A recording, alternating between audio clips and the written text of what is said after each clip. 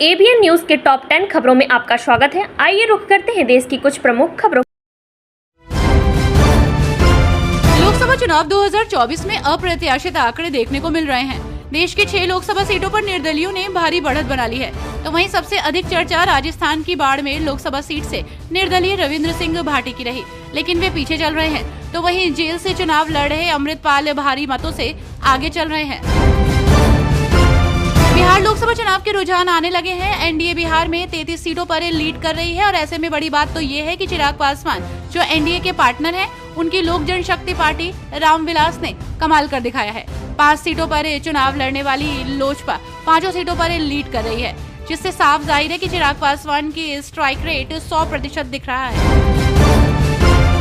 मध्य प्रदेश में बीजेपी ने clean sweep का लक्ष्य रखा था। बीजेपी ताजा रुझानों में अपने लक्ष्य की ओर बढ़ती नजर आ रही है। बीजेपी ने पूर्व मुख्यमंत्री कमलनाथ के किले एमपी में बड़ी बढ़त बना ली है। तो वहीं छिंदवाड़ा में कमलनाथ के बेटे कांग्रेस उम्मीदवार नकुलनाथ बड़े अंतर से पीछे चल रहे हैं। बड़ी बात तो यह है कि कमलनाथ ने इस सीट पर हार स्वीकार कर ली है। लोकसभा चुनाव की 543 में से 542 सीटों पर वोट की गिनती जारी है। अब तक के रुझानों में एनडीए और इंडिया गठबंधन में कांटे की टक्कर दिख रही है।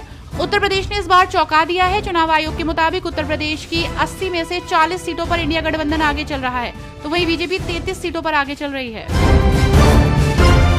लोकसभा चुनाव में वोटिंग खत्म होने के बाद अब सबकी निगाहें नतीजों पर टिकी हैं। महाराष्ट्र की सांगली सीट पर वोटों की गिनती शुरू हो चुकी है। सांगली सीट से बीजेपी ने संजय काका पाटिल को चुनाव मैदान में उतारा है। निर्दलीय उम्मीदवार विशाल पाटिल कई वोटों से आगे चल रहे हैं, तो वहीं महाराष्ट्र में इंडिया गठबंधन लीड कर रहा है। अब जल्द ही सांगली की तस्वीर साफ हो जाएगी।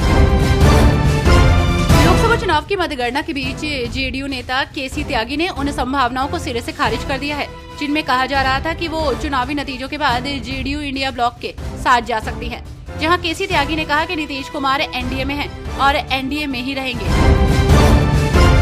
लोकतंत्र के महापर्व में आज का दिन काफी अहम है। देश की 543 लोकसभा सीटों पर हुए मतदान के नतीजे सामने आ जाएंगे। तमाम बहस, दावों और शंकाओं के बीच देश और प्रदेश की सियासी तस्वीर कैसी होगी, जिसका फैसला आज शाम तक साफ हो जाएगा।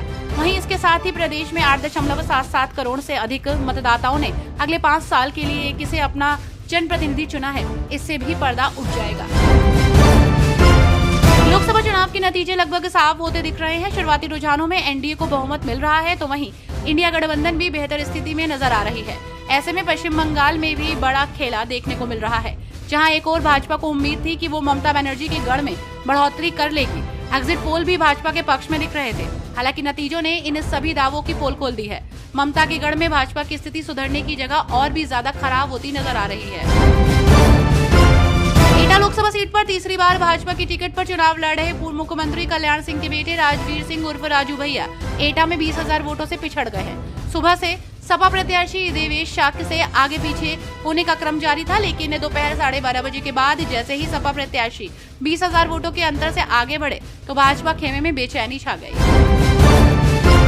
उत्तर प्रदेश के बागपत लोकसभा क्षेत्र में इस बार काफी कम वोट पड़े हैं। इस बार का मतदान प्रतिशत सिर्फ 56% रहा। आपको बता दें कि बागपत सीट से मैदान में 7 प्रत्याशी खड़े हैं, जिनमें एनडीए की तरफ से आरएलडी के राजकुमार संगवान और समाजवादी पार्टी के अमरपाल के बीच मुकाबला है।